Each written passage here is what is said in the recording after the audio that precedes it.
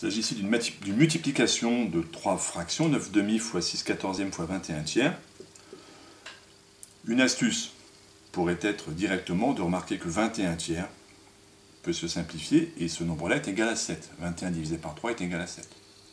Ce qui pourrait simplifier le calcul. Je propose de ne pas partir sur cette astuce-là et de faire peut-être comme l'élève moyen, c'est-à-dire d'effectuer directement le produit.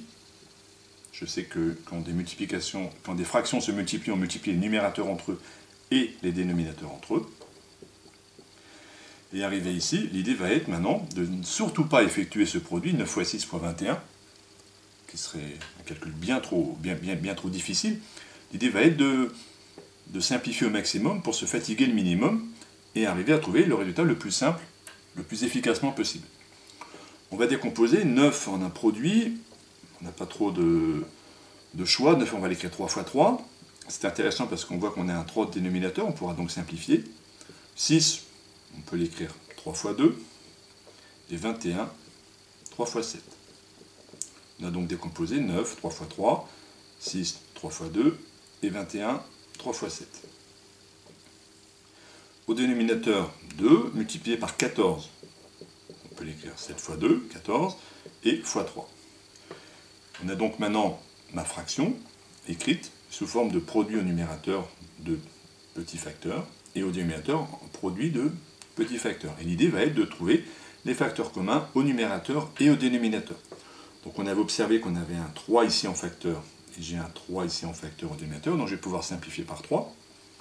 J'observe que j'ai un 2 ici en facteur, et j'ai un 2 ici en facteur, je vais pouvoir simplifier par 2.